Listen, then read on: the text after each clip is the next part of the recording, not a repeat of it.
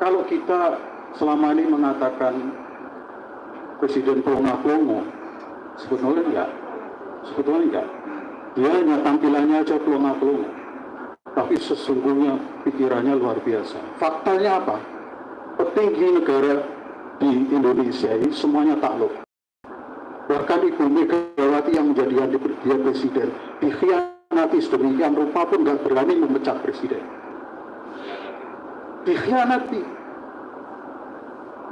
Para tokoh-tokoh besar partai politik kita, mulai Pak Prabowo, Erlangga Hartarto, SBY, Yusril Izzah Mahendra, Anies Mata, Zulkifli Hamzah, semua tekuk lutut kepada Jokowi. Jadi plonga-plongo itu hanya kemasan.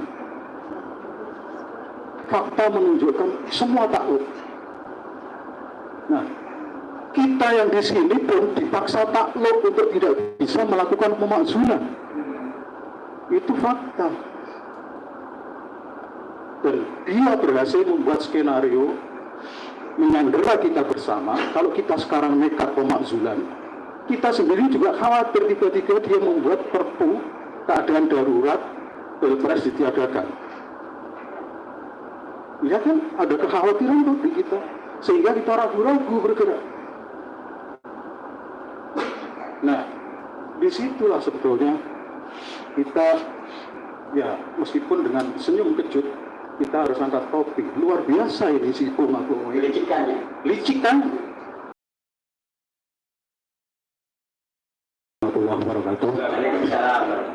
Alhamdulillah, sebuah kesempatan yang berharga bisa bertemu dengan beliau-beliau para pejuang Republik ini yang tidak henti-hentinya menyuarakan tentang pemakzulan, meskipun situasinya tidak kondusif untuk itu. Jadi pada satu sisi menyampaikan pemakzulan memang harus dilakukan, tapi pada sisi lain setelah dikalkulasi juga paham bahwa situasinya tidak memungkinkan untuk dilakukan pemakzulan khususnya secara konstitusional. Nah, tadi muncul referendum, muncul gerakan rakyat, people power dan sebagainya. Itu kan jalan lain ketika situasi negeri ini tidak memungkinkan pemakzulan secara konstitusional. Bapak dan Ibu, setiap ada yang membicarakan tentang pemakzulan, saya teringat Juni 2022, Aliansi Ulama dan Tokoh Jawa Timur bertemu di Gedung Astranawa. Pada waktu itu sudah berkesimpulan bahwa Pak Jokowi memang sudah harus dimakzulkan. Itu 1,5 tahun yang lalu. Mengapa? Pertimbangannya sama. Banyak dilakukan pelanggaran terhadap konstitusi. Kita sebut satu persatu yang Bapak Ibu sebut di depan tadi. Ditambah dengan satu analisis faktual bahwa banyak kebijakan dari presiden ini yang menyengsarakan rakyat. Satu, melanggar konstitusi. Sisi lain, banyak kebijakan yang mestinya itu bijaksana, tetapi malah membuat situasi itu makin runyam. Rakyat yang dirugikan dan kemudian lebih banyak ke pihak oligarki. Itu fakta. Dan dari waktu ke waktu, presiden ini seperti menapaki sebuah tangga, dia semakin berani. Makin berani melakukan pelanggaran-pelanggaran itu. Makin angkuh, makin otoriter. Ya, itu terasa. Jadi, kalau kita selama ini mengatakan Presiden plonga-plongo, sebetulnya enggak. Dia hanya tampilannya aja plonga-plongo, tapi sesungguhnya pikirannya luar biasa. Faktanya apa? Petinggi negara di Indonesia ini semuanya takluk. Bahkan Ibu Megawati yang menjadi dia presiden dikhianati sedemikian rupa pun nggak berani memecat presiden. Dikhianati. Para tokoh-tokoh besar partai politik kita, mulai Pak Prabowo, Erlangga Hartarto, SBY, Yusril Izzah Mahendra, Anies Mata, Zulkifli Hamzah, semua tekuk lutut kepada Jokowi. Jadi pelongo itu hanya kemasan. Fakta menunjukkan semua takluk. Nah, kita yang di sini pun dipaksa takluk untuk tidak bisa melakukan pemakzulan. Itu fakta. Dan dia berhasil membuat skenario menyandera kita bersama. Kalau kita sekarang nekat pemakzulan, kita sendiri juga khawatir tiba-tiba dia membuat perpu keadaan darurat pilpres ditiadakan. Ya kan, ada kekhawatiran tuh di kita, sehingga kita ragu-ragu bergerak.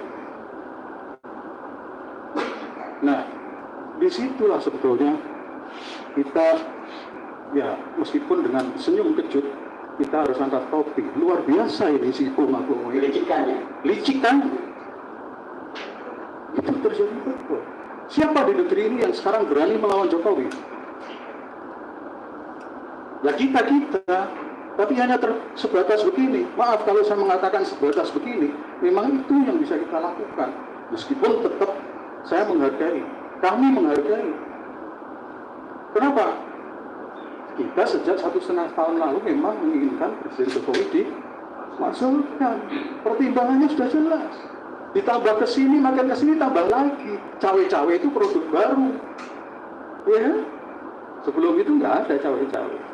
MKD Obok produk baru. Ya. Setelah ini apa?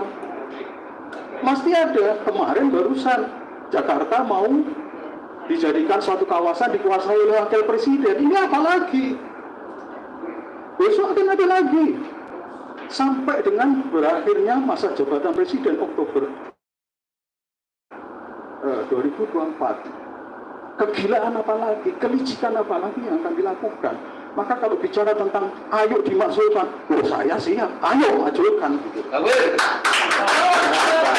Semakin cepat semakin baik. Kami sudah menyerukannya 1,5 tahun yang lalu. Petisi kemudian ada, silahkan, bagus, berarti mulai sadar kan gitu. Makin kesini makin banyak yang petisi. Tapi satu catatan penting yang kemarin saya sampaikan ke Prof. Daniel. Maaf, kita buat petisi sana, kelompok ini buat petisi lagi, kelompok ini buat petisi lagi. Tindak lanjutnya apa? Dan kelompok-kelompok itu pernahkah bisa bicara di dalam satu meja menyusun rencana pemakzulan yang itu dilakukan bersama-sama? Belum. Saya ikut di kelompok sana, jadi saya tanda tangan petisi mungkin 3 atau 4 set. Di sini ikut, di sana ikut, di sini ikut. Tetapi outputnya apa? Setelah ini apa? Maka dalam konteks ini memang kita perlu membuat analisis secara lebih dalam. Kita ini dihadapkan pada pilihan yang susah. Dan kembali lagi kita harus mengakui kelicikan dia. Tadi sudah diakui oleh kita bersama. Kita mau tetap pemakzulan, khawatir pilpres dihentikan. Kalau pilpres dihentikan, siapa yang diuntungkan? Dia lagi. Dia akan bilang keadaan darurat akan muncul nanti 3 periode atau perpanjangan masa jabatan. Itu pasti dilakukan. Kita mau melawan, nggak bisa. DPR akan diuntungkan. Kalau diperpanjang, DPR diperpanjang juga kan? Dia akan bilang, oke, nggak apa-apa, sama-sama diperpanjang. Karena kita lihat moralitas wakil rakyat kita, kalau masih bisa disebut wakil rakyat, itu seperti itu. Ya, itulah faktanya. Jadi kalau Bapak Ibu mengatakan makzulan, iya ayo makzulkan. Tapi gimana? Referendum bagus. Tapi pertanyaannya kemudian, apakah kita optimis dalam referendum nanti akan menang?